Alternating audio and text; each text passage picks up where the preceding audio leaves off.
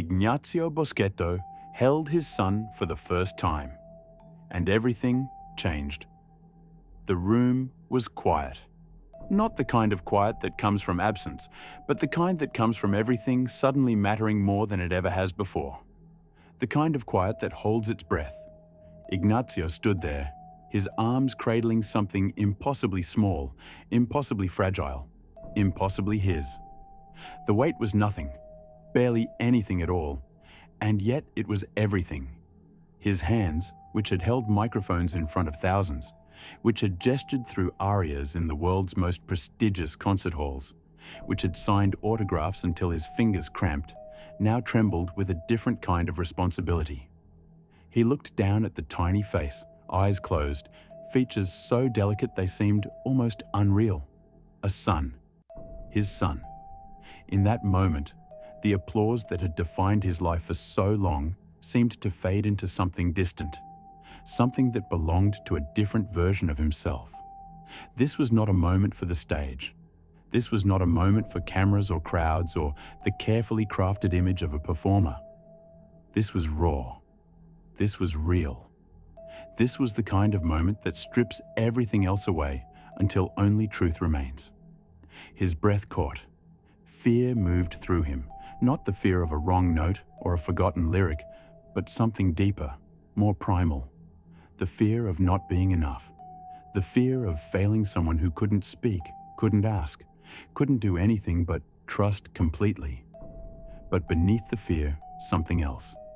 A love so immediate and overwhelming, it felt like it had always been there, waiting for this exact second to reveal itself. Nothing would be the same after this. He knew it with absolute certainty. The man who walked into this room was not the same man who would walk out. Everything had changed. And in the silence, in the stillness, in the weight of those first moments holding his child, Ignazio Boschetto began to understand what it meant to be transformed. To understand what this moment meant, you have to understand the boy who came before it. Ignazio was 14 when the world first saw him.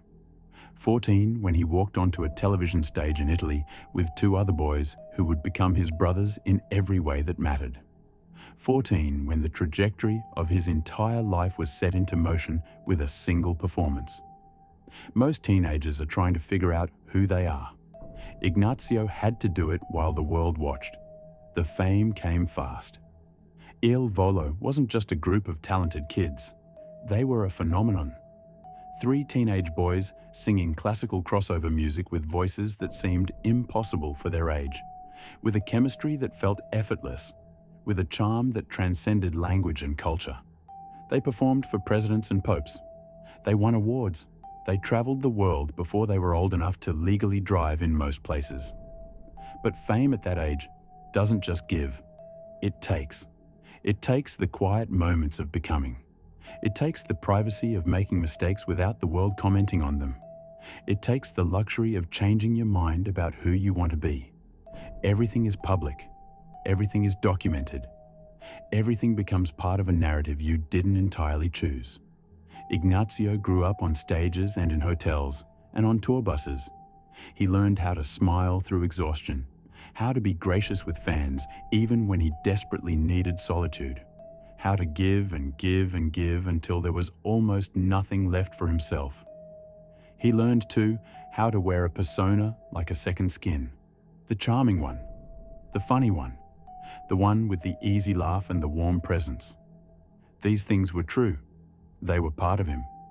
But they were also armor, a way of protecting the parts of himself that felt too vulnerable to expose. The spotlight is seductive. It makes you feel seen. But being seen is not the same as being known.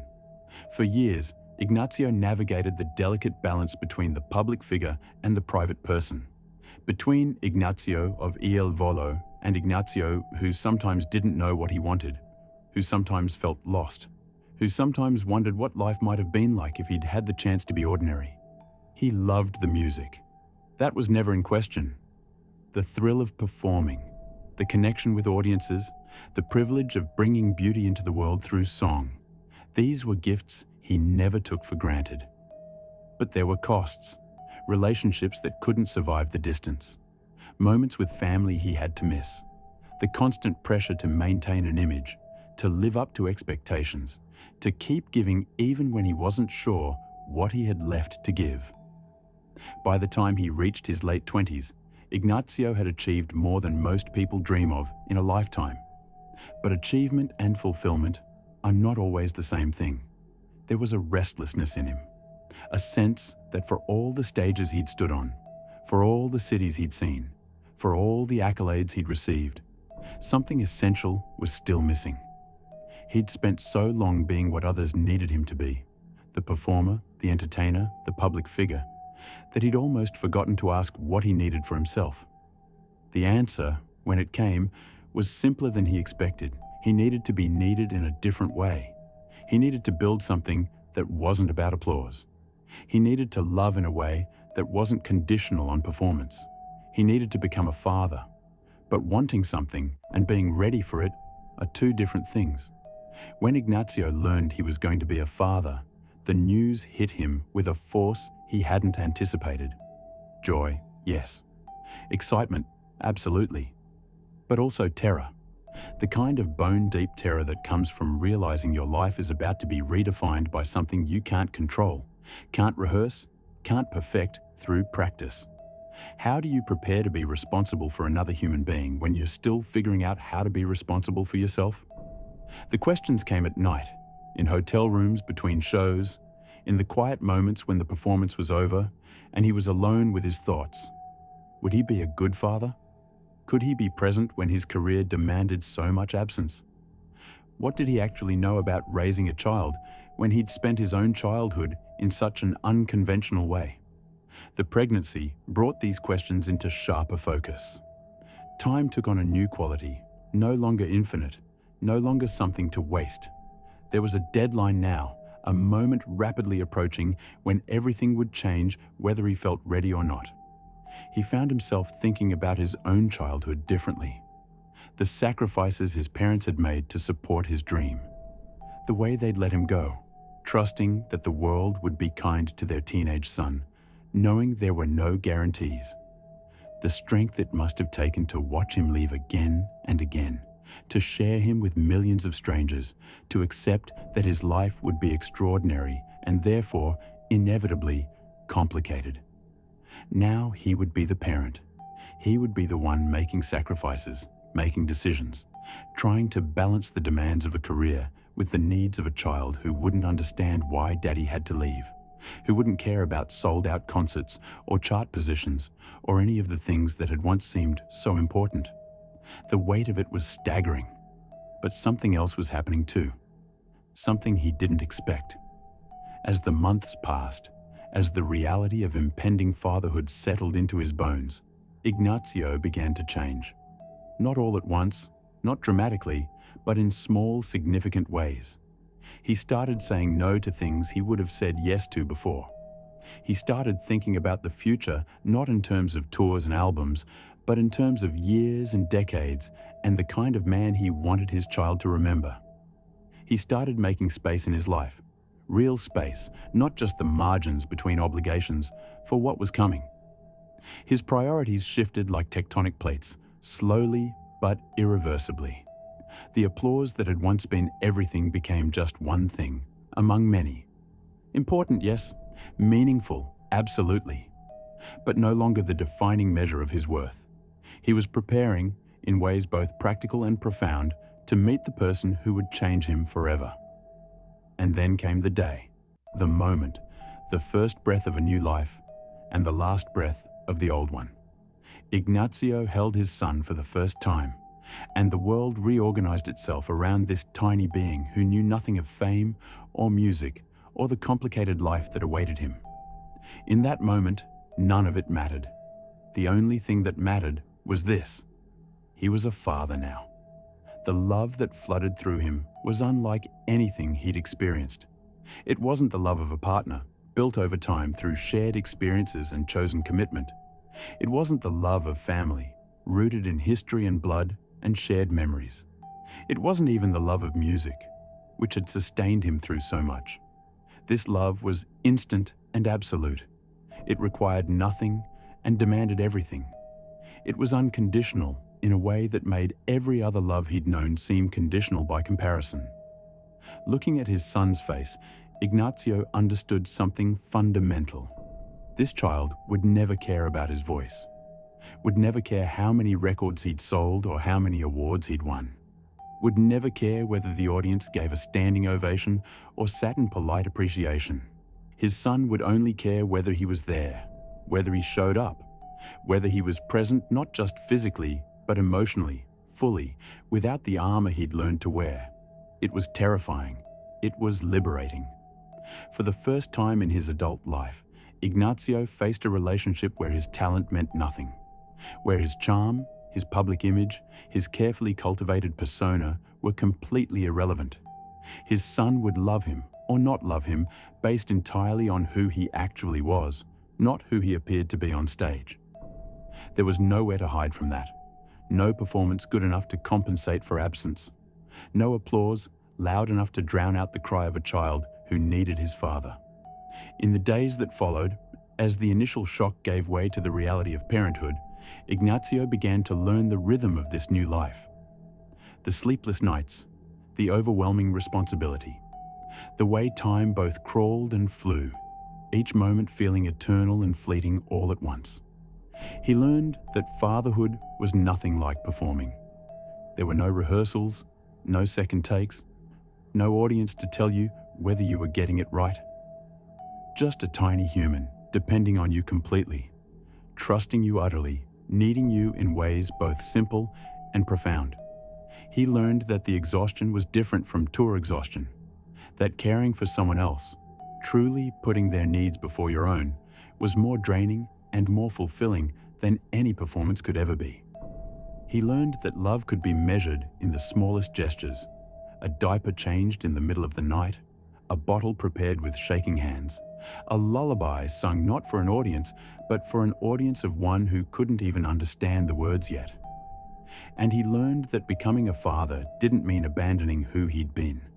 It meant integrating it, bringing all the parts of himself, the performer, the artist, the private person, the scared kid who'd grown up too fast, together into something new, someone new, a father, imperfect and learning, scared and hopeful, determined to do better than his best.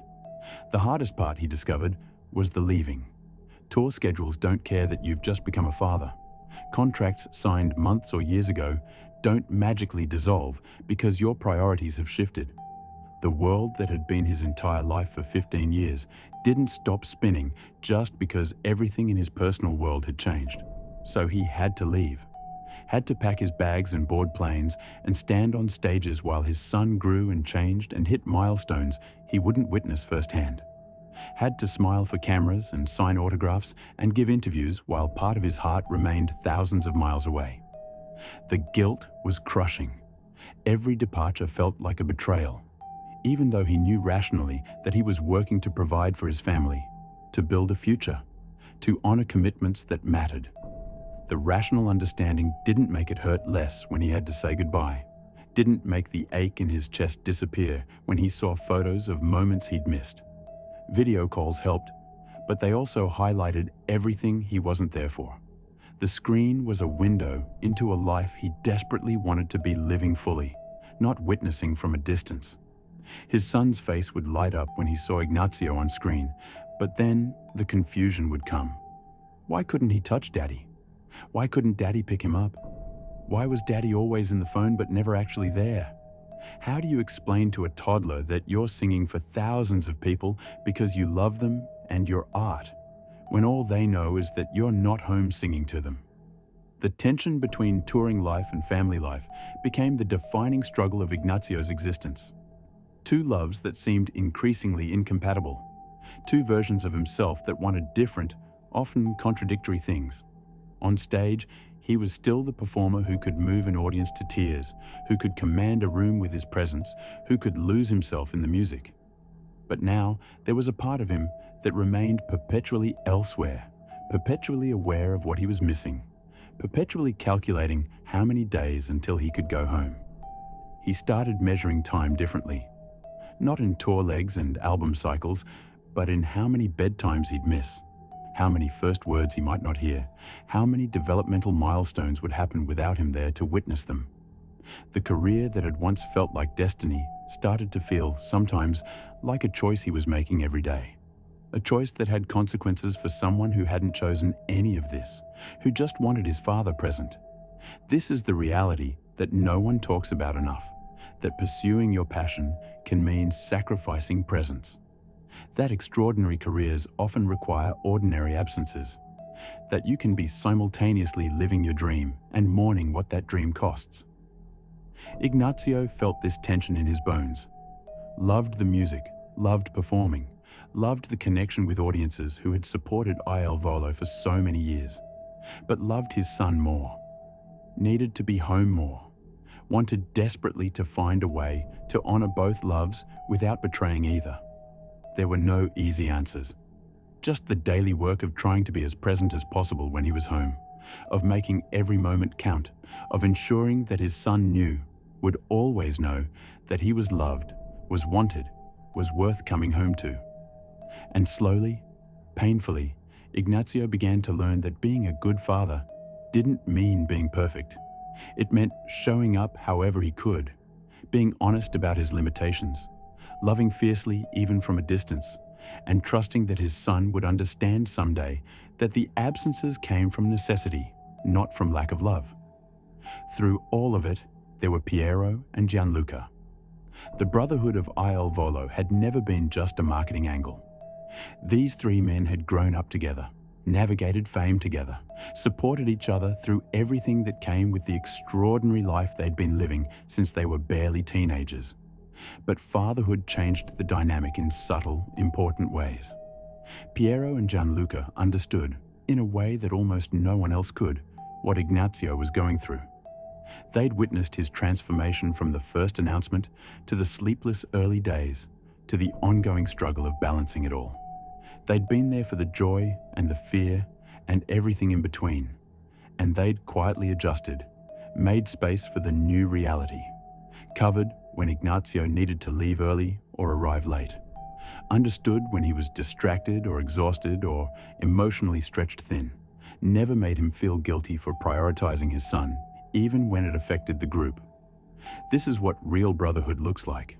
Not dramatic gestures or public declarations, but the quiet, consistent support that happens backstage and in tour buses and in the moments between performances. The understanding that life is happening for all of them, not just in the spotlight, but in the private spaces where they're just three men trying to navigate their 30s with grace and authenticity. Piero and Gianluca never asked Ignazio to choose between them and his son. They never made him feel like fatherhood was an inconvenience to the group. Instead, they celebrated with him, supported him, adjusted their expectations and their schedules and their own lives to accommodate this new reality. Because that's what family does. And Il Volo, for all their success and fame and complicated history, had always been family first. There were moments when Ignazio would catch one of them watching him with his son, during a visit, during a video call, during a stolen moment backstage when he was FaceTiming home, and he'd see something in their eyes. Understanding maybe, or recognition, or perhaps just the acknowledgement that this was right, that Ignazio was exactly where he needed to be in his journey, even if it meant the group had to evolve. They were witnessing his transformation and protecting it, creating space for it, honoring it, not because they had to, but because they loved him, because they wanted him to be whole, not just the performer they needed for the stage, but the complete person he was becoming. This support mattered more than Ignazio could articulate. In a life where so much was public, where every decision was scrutinized and every choice had consequences that rippled through thousands of people's expectations, having Piero and Gianluca's steady, uncomplicated support was an anchor. They reminded him that he didn't have to choose between loves, that he could be both the artist and the father, the performer and the present parent. That evolution didn't mean abandonment. And in their own ways, watching Ignazio navigate fatherhood was preparing them for their own futures, their own eventual transformations, their own moments of holding something impossibly small and impossibly precious and feeling everything change. For the fans who had followed Ignazio since he was 14, who had watched him grow from a talented kid into a man, the news of his fatherhood resonated in profound ways. This is what no one tells you about parasocial relationships. That sometimes they're not really about the person you think you know. They're about what that person represents, what they make you feel, what they help you understand about yourself. Ignazio's fans had invested years in his journey. They'd celebrated his successes, worried during his struggles, defended him against critics, created communities around their shared love of his voice and his music and what he brought into the world. And now, watching him become a father, many of them were experiencing something unexpected. The realization that the person they'd admired for his talent was, at his core, beautifully, ordinarily human. Fatherhood has a way of stripping away pretense. You can't fake loving your child. You can't perform authenticity in the quiet moments of caring for a tiny human who needs you completely. The vulnerability is total and undeniable. For fans, seeing this vulnerability, not manufactured for public consumption but real and raw and unfiltered, created a different kind of connection. Not the distance of performer and audience, but the recognition of shared humanity. The understanding that beneath the extraordinary talent and the glamorous life was someone experiencing the same fears and joys and overwhelming love that any new parent experiences. This is why Ignazio's fatherhood story resonates so deeply. Not because it's unique, millions of people become parents every year, but because it's universal. Because everyone who has ever loved someone more than themselves, everyone who has ever felt the terror and privilege of being responsible for another life, everyone who has ever been transformed by love, can see themselves in his journey. The fans who had children of their own recognized the exhaustion in his eyes during interviews, the way his face would soften when someone asked about his son, the subtle shift in priorities that comes from realizing that your greatest performance will always be the person you are at home, away from the cameras. The fans who didn't have children yet could imagine, could dream, could see a future where they too might be transformed by love in ways they couldn't fully anticipate. And the older fans, who had watched their own children grow, who understood what it meant to look back and wish you'd been more present, more patient, more aware of how quickly time passes. They saw in Ignazio's struggle their own past and hoped he would do better, be better, find the balance they'd sought. This is the gift of witnessing someone's transformation. It gives permission for our own. Ignazio didn't need to be perfect to be meaningful. He just needed to be honest. To let people see that becoming a father was messy and hard and glorious and terrifying and worth every sacrifice.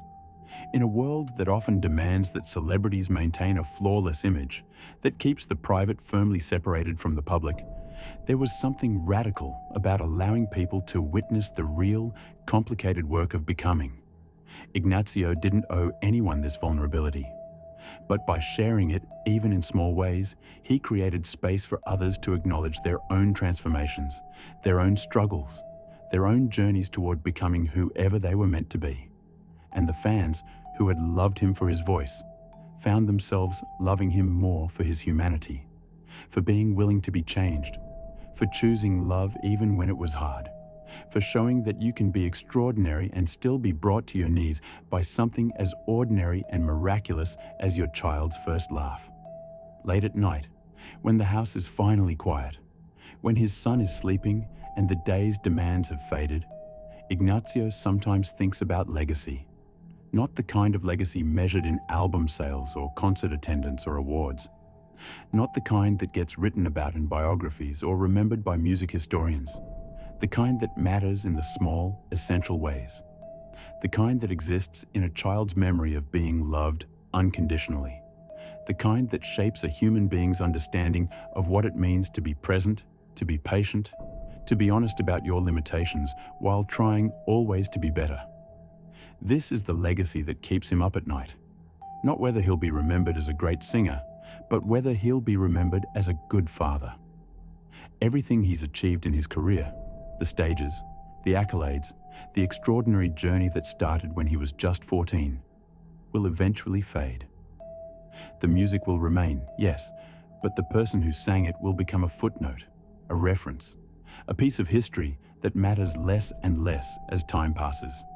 But the father he is, the lessons he teaches, the love he gives, these will echo forward, will shape his son's life, will influence how his son loves, how he fathers, how he understands what it means to be a man in the world. This is the weight and the privilege of fatherhood. You are building a human being, not through grand gestures or perfect moments, but through the accumulation of days. The choices you make about presence and patience, the way you handle frustration, the honesty with which you admit your mistakes, the consistency of your love, even when love is hard. Ignazio knows he won't always get it right. He's already made mistakes, will make more. The touring life means he'll miss things. The demands of his career mean there will always be tension between what he wants to give and what he's able to give. But he's learned something essential. Perfection isn't the goal. Presence is the goal. Showing up, however imperfectly, and trying again tomorrow. Loving fiercely and admitting when you've fallen short. Being willing to be changed by your child even as you're trying to shape them.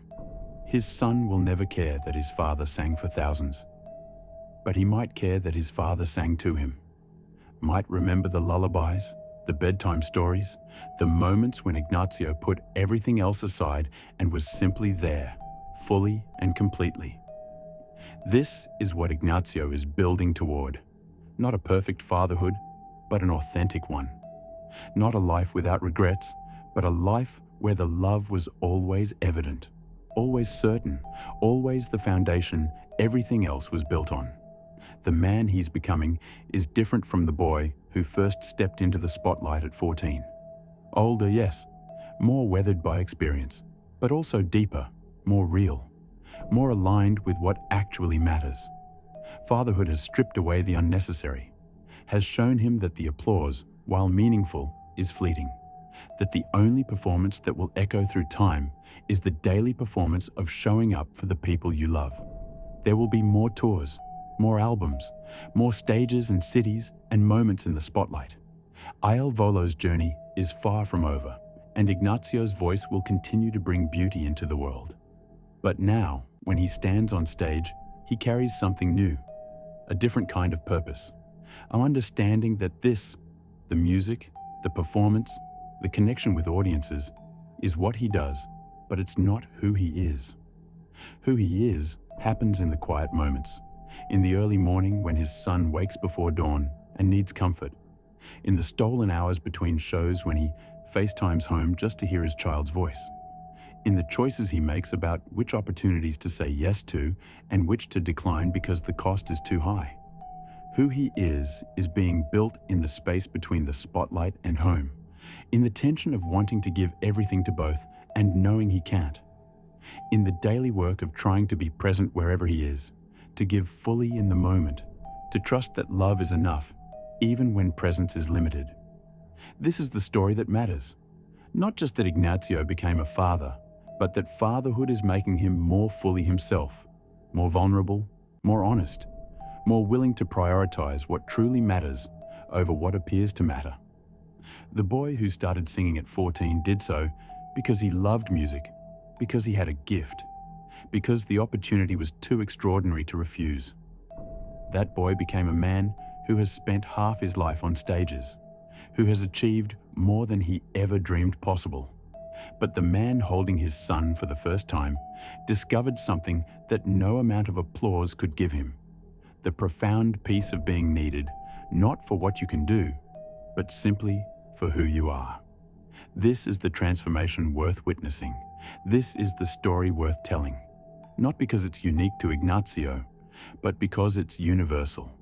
Because every parent knows this moment of holding something impossibly precious and feeling everything change. Because transformation is always worth celebrating, always worth protecting, always worth honoring.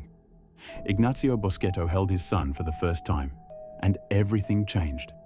The stages are still there. The music still matters. The career continues. But now there's something more. Something that makes all of it mean more and matter less at the same time. Something that has reordered his entire universe around a tiny person who will never remember that first moment, but who will live with its consequences every day of his life. Ignazio is becoming the father he wants to be. Not perfectly, not without struggle or doubt or the constant tension of balancing competing loves, but authentically, honestly, with the same passion he brings to his music, now directed toward the most important performance of his life, showing up for his child. This is the man he's becoming. This is the legacy he's building. This is the love that changed everything. And in the quiet moments, when the world is asleep and it's just him and his son, Ignazio understands something he couldn't have known before.